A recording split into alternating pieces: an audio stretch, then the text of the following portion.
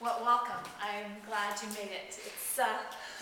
I know with our busy schedules as parents, sometimes it is so difficult to take the time out and do things for ourselves to improve not only our parenting, but improve ourselves. And that's my intention for you tonight. So when you leave here tonight, my intention is for you to know the P.I.L.O.T method that I created, the Pilot Your Way specifically, Pilot Your Way. And also, when you leave here tonight, you're going to take home tools that ideally are going to eliminate stress from your life completely. How does that sound? It sounds impossible, but I'm going to show you how it's not only possible, but you have the ability to pilot it that way. Okay, so let me get the introductions over with. I'm Stefana Johnson, and I am a certified Simplicity parenting coach. Although it is not what I do in my everyday life, I am a business coach, and I work with women entrepreneurs and small business owners to help them get their business on center stage and build their business. The work that I do with Simplicity Parenting came about because I am a parent. I homeschool my children.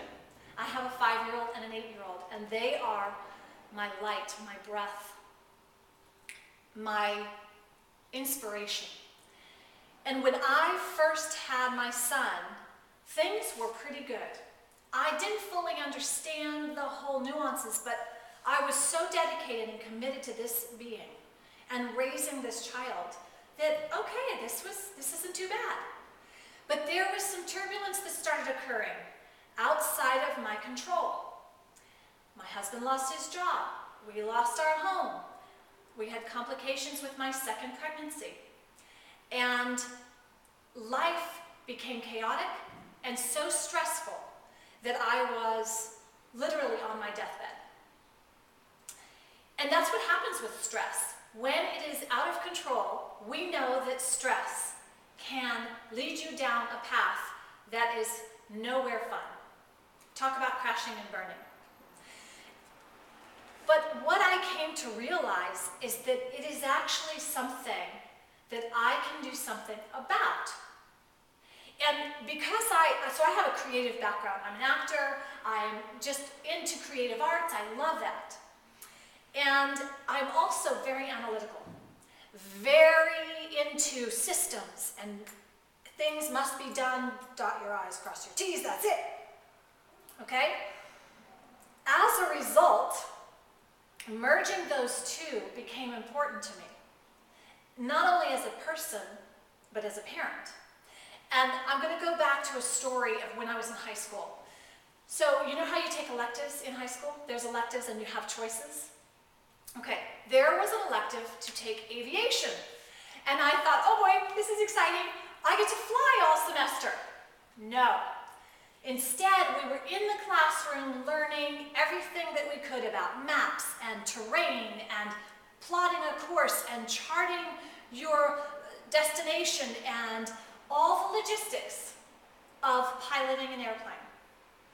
I learned to use a slide rule. I learned to use so many different tools, and by the time I finally got to fly an airplane and sit next to my flight instructor, I had already had 6 months of book study underneath my belt.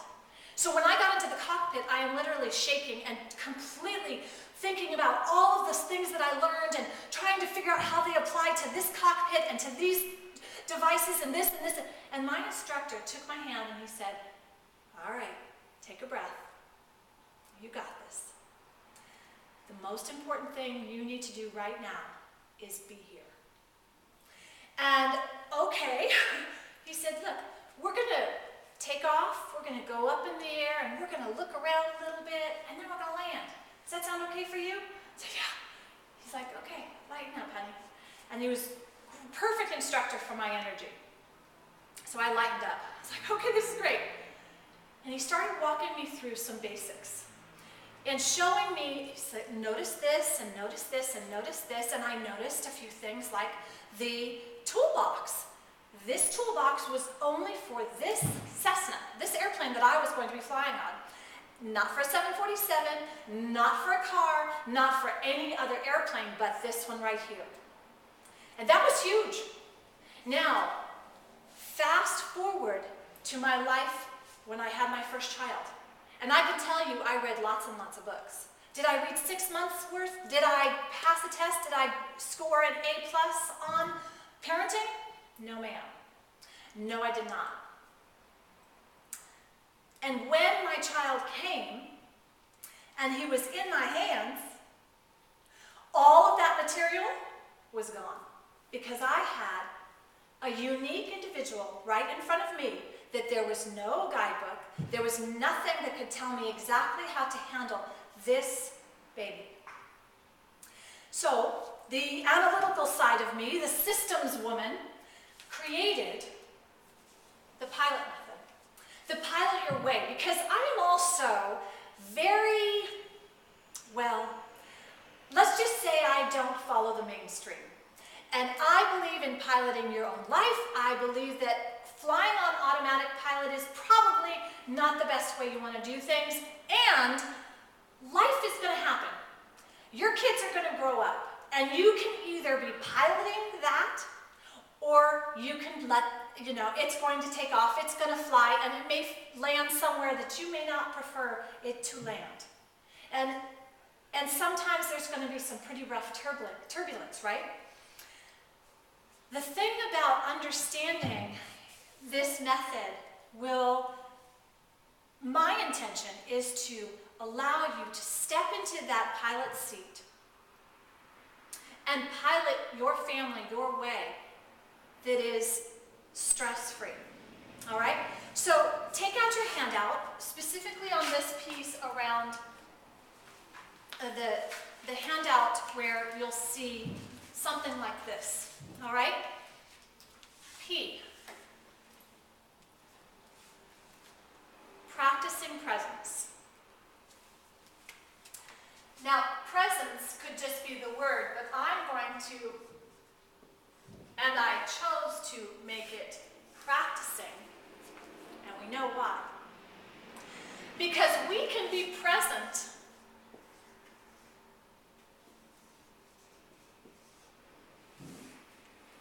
one moment, and all of a sudden there's a gust of wind, and we're knocked out of present time instantly.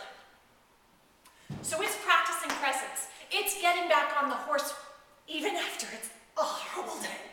It is coming back to your breath. It is coming back to the moment that we love to call a golden moment in our Simplicity Parenting Workshop. Those golden moments that bring you back to that centering, that wholeness, that place that we're going to get knocked away from, right? So practicing presence is the P. And now just like my instructor said, he said, honey, we're just going to go take off. We're going to go up and we're going to look around a little bit and then we're going to come back down. That's all we're doing. He helped me set an intention and to be able to predict what was going to happen. He gave me that confidence to allow me to see just a little bit in my future and to know that that's what I was going for. That's being intentional. Now let's look at that in parenting, because when we are operating day to day, especially with newborns, especially with young ones, especially with teenagers, it doesn't matter what age, we know this, even adult children, right? If we have forgotten to be intentional, it is so easy to go off course and to react from a place of, well, I'll just use the word darkness. Instead of responding from that place that only comes from being intentional and having an intention to know your child, to see your child, to not judge them based on your past. So there's a lot that goes into intentional. And as I expand on it in the workshop, we get the idea. But for now, understanding this place around having an intention and living in an intentional place. I also like to call it a sacred intention. I set a sacred intention the moment I wake up. That is that place from being present. I set an intention before I start these workshops and when I meet someone. And that, I can tell you, in being present with your child and setting an intention to understand your child and to love that child in front of you, not one that you studied in a book, not one that the doctors told you should be this way and should be that way and should be that. This should is one of the big factors in stress. And we'll talk about that in a little bit. Now, let's get to L, because this is really a fun one for me. Originally, I had started out with listen, because my instructor had always taught me to listen. When I was in the airplane, we would listen. I really had to get present and listen, he would say. You need to listen to the sound because if the propeller, if this equals this. So listening was a key factor for me. However, that's not just going to be enough for me. Because now listening from that place of compassion, I don't mean just with your ears, but listening from that place in your heart is a big piece to this. We talk about this in the workshop when we do a lot of nonviolent communication work, okay? The next one is laugh. Okay, so this is going to be fun. Guess what? It is scientifically proven you cannot be stressed out and laughing. And if you want to try it here, we can. But I see by the nods of your head that we got to the point quickly. Yes? Okay, so I'm going to leave that because I'm not talking about being degrading laughing. We are not laughing at ourselves in a degrading way. We are not laughing at our child or our spouse or anyone in a degrading way.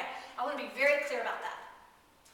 We are laughing to release the triggers that are inevitable to our human anatomy, to our emotional heartstrings, to our mental capacity, to especially in the deluge of the digital age we live in, we are so bombarded that we do not have time to process everything going on. And you know what? If we took minutes a day to laugh, this will handle so much stress. So before you act, react, laugh. I love that. And I'll practice that in my classes in the workshop. We will do yoga, laughter. Laughter yoga. It's just because the endorphins are released. The tension is released. And it is physiologically changing to the body chemistry when the cortisol is up, when the fight or flight is going on. Laughter is a solution that is workable. And we know for a fact that people have actually healed themselves from life-threatening diseases just by that alone. So why not use it? All right, that's the L. Now there's one more, and that is, but of course. Okay, now I'm not talking about the sweet, juicy, lovey-dovey-dovey. I'm talking about a vibration. I'm talking about an energy wavelength that only comes from that place in your heart that is full of gratitude.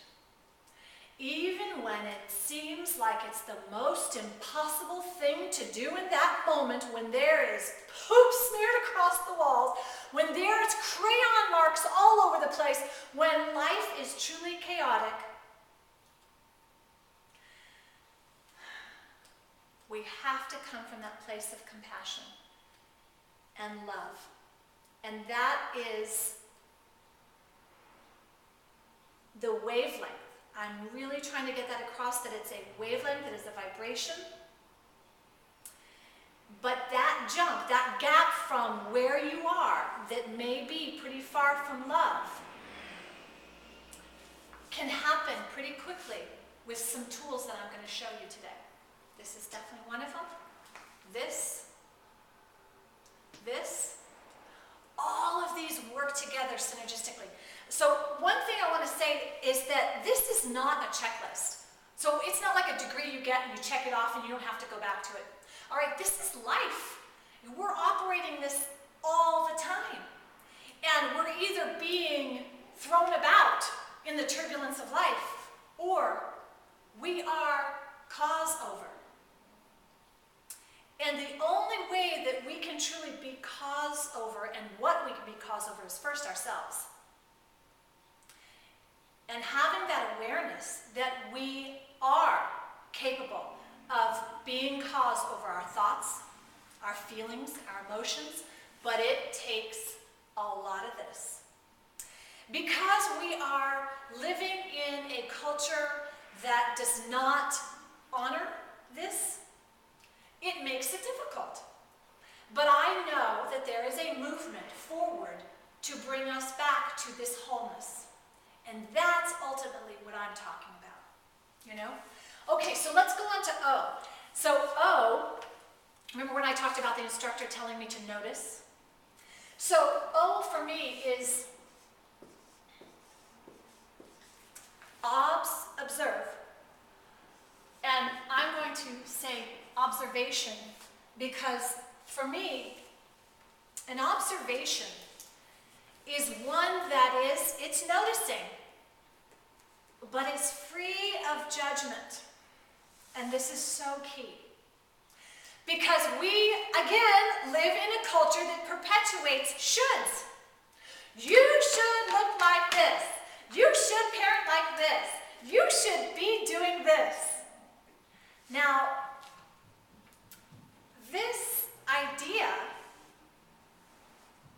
of observation and noticing allows you to step out of that and realize your truth.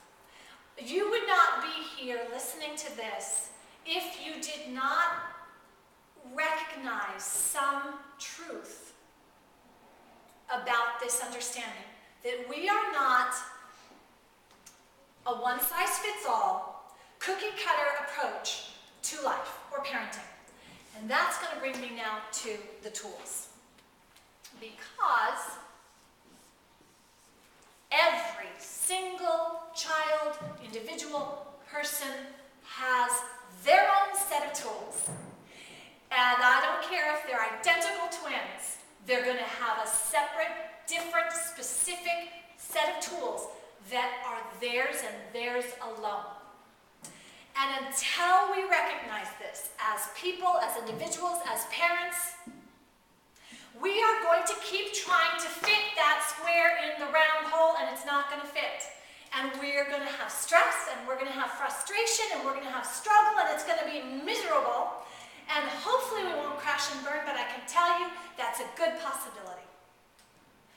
But bring this into play, and we can recognize, here's another piece, when an airplane takes off, knowing its course, knowing its final destination, everything in place, the pilot has done its checklist, the pilot has checked the fuel, it's gotten radio okay, and it's going.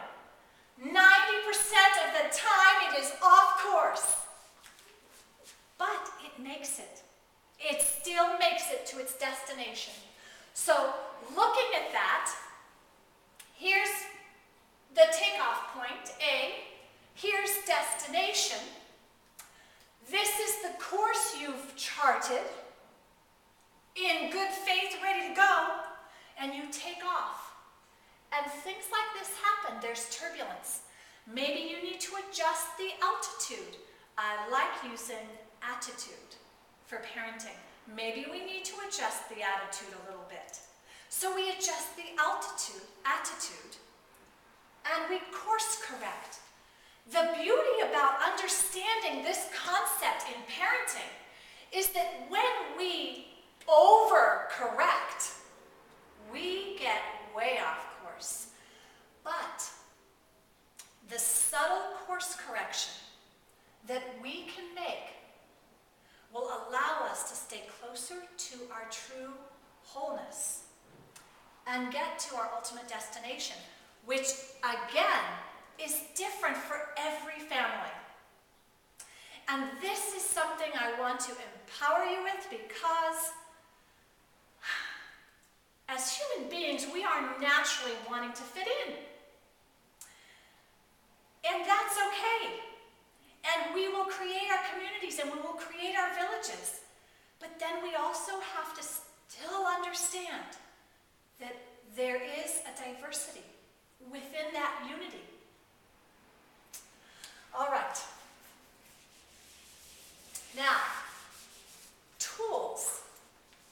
The whole point of the workshops that I teach are to provide you with your own set of tools that you implement and that you adjust and that you fix. Now, sometimes I bring my 5-inch high heels that I never wear, but I like seeing them in my closet. And I give this demonstration about me taking a nail and my high heels and hammering the nail in with my heels. Now, this is a true story. I did use my beautiful pair of heels to hammer in a nail. And that is a perfect example of the wrong tool to use for that. Yes? Maybe not. For me it was. Those shoes were too, and I saw at the back end and I kind of messed up my shoe. But it's a great analogy. It is a great analogy. This concept around the tools brings me to what we're going to learn tonight. And that is a piece that you can take home and implement immediately. Now, ideally, you would do this with your partner. If you have older children, you would also do it with them, because it is a contribution that families do together. And you'll see why. So let's go to the top of your next sheet. And we are going to write, what does this look like, by the way? Yeah. So this shield, in Simplicity Parenting, we do something called a family values shield. All right? One of the things that happens when we are living our lives based on shoulds is we lose sight of what's important to us. And as a result of that, we make commitments and we say yes to things that don't contribute to the best of our lives, to the wonderful family life that we want to create, to joy, to happiness, to peace. And that's why this is one of the most important tools that I can share with you tonight. And I want you to have it in your toolbox. So let's do this. We are actually going to take some time to practice this tool. Before we stop, I'm going to stop the tape, but before we go and do this together, and we're going to work this as an exercise, we're going to take the next 10-15 minutes and do this as an activity. Let's get an illustration of, so we're all on the same page of what a value is. So what would your definition of a value be? Something which is important for me and my family members, how they interact with each other, and have, which is important, I think. Yeah, that's a value for me. And can you see how that knowing that for yourself and giving yourself permission to stand in that place empowers you not only as the parent, but empowers your family to be able to say no thank you to some of those things that are causing us stress. And I like the other piece of this as it being a shield, because it's almost like we're bringing up our armor, our shield, and when we hold that in place, other stuff starts bouncing off. We don't get those calls to come on to doing such and such and such because our energy, our wavelength is around what we value and what we love and what's important for us. And that comes into play here, which we go into a lot more in the workshop. So let's just hear a few ideas around what you value. So just shout out a couple. Like you said, happiness and joy as Okay. linking the family. Did you say linking? So would that be connection? Would that communicate? Yeah. Okay, so connection. Nice. Anything else? Of course, love, Yeah. respect, Well, good. respecting each other with their needs, and Okay. seeing each other as independent humans, beings, yeah. Allowing And individual and really recognizing. recognizing the other. Okay, so these are great starts to a concept. We go a little bit deeper into the workshop, but I'm going to point out two things. These are really important. Do you notice how we've just started to open up a whole arena that we can really explore and go deep on this? To really get it down to 4, maybe 5 values on that shield. It's going to look like, you're going to probably have 50 different ideas coming in. But when you pull it down to the deepest, most meaningful areas for you, there's really only going to come down to 4 or 5. And that's the work that we're going to do. That's the work that you're going to do, because this is about you. You know, this is your toolbox and your family's toolbox. So let's just take allowing and recognition, this concept that you were talking about, because these actually are going to come out to one. You're going to be surprised when you see this one value. Let's see if we can get to the deeper value there. So keep talking and let's see if we'll find it. Allowing and recognition and seeing the individual and granting them or holding them in that space that they may not be ready for yet, but you're standing there. It's like this image of a circle. And if you are filling up that circle so big as the parent, there's not enough room for the child, so you've got to step back a little and allow them to come in. And sometimes that means they're going to fall. Sometimes that means it's not going to look perfect. But that's the job of a parent, right? That's the experience that the child has. And then we can come back to where our values are, because underneath all of that, it's connecting. And what is the deeper part of connection? It's not only connecting from that grace within each other, but it's also connecting with their truth of who they are as an individual, right? So this is going to be a really fun exercise, and I'm going to stop the tape right now so that we can actually work on this and work through this. And creating that family value shield is what I want you to leave with today, and then we'll go open it up to a Q&A.